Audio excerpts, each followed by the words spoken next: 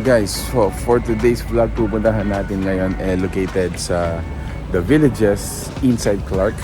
And take a look at, ayan guys, ito yung location niya. Para tayong nasa Philippines, parang Makati or BGC.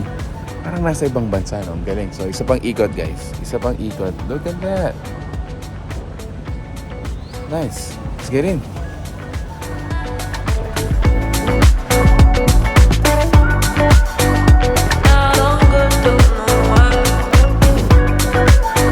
This is a cafe and bar located po sa may Besco, the villages in Clark Air Base.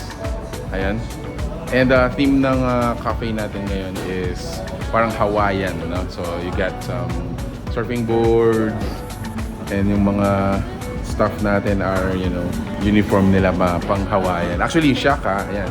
Parang ganito yung sinasabi na Shaka, di ba? All good. All good. It's all good. Parang ganun.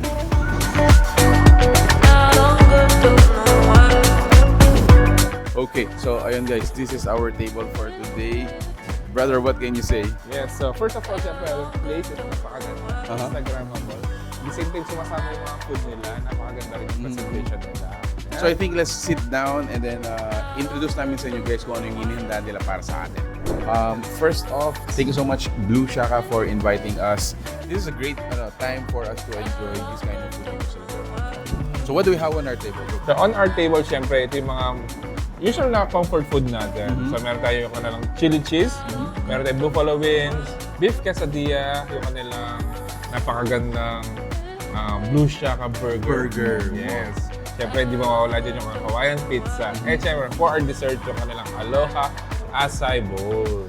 Choice of food, siguro ito yung hindi naman talaga sobrang heavy. But Yes. on casual time or date, napupunta kayo dito. Ito yung mga hinahanap na natin. At the same time, napakaganda ng lugar din. So, yeah. So actually to go here, located po siya inside Clark, the villages.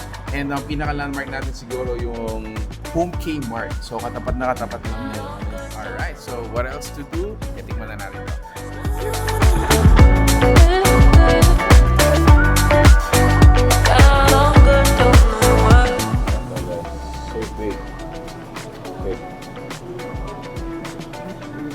So, since malalaki mga servings natin, medyo messy nga yan silang kainin. But nonetheless, let's taste it.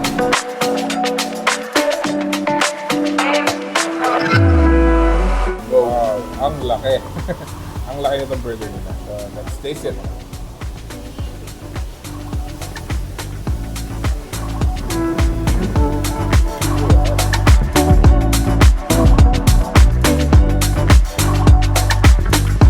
Shaka, Blue Shaka burger.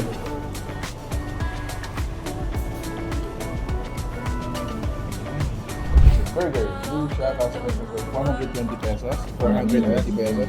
Ito is shareable. Yes. At least minimum of 2 shareable na siya, so that's around 200 pesos each. So, kanilang chili cheese is 350 pesos naman. For their coffee, siguro starting as low as 130 pesos, average of 180 pesos. Yes.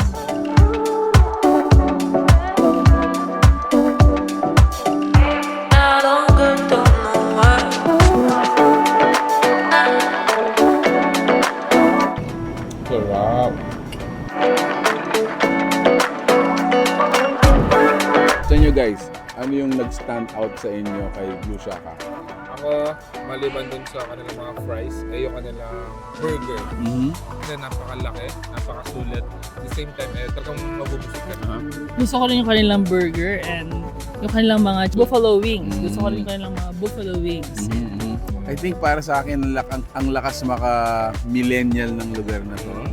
Out of nowhere, parang meron palang ganito sa Clark, diba? Yes. So, Blue Shaka Cafe and Bar is located dito sa may inside Besco, Clark.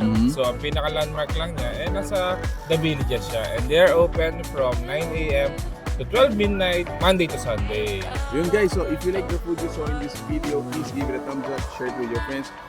We hope guys that you can check out Blue Shaka para po ma-experience nyo rin kung ano yung na-experience namin sa araw na ito.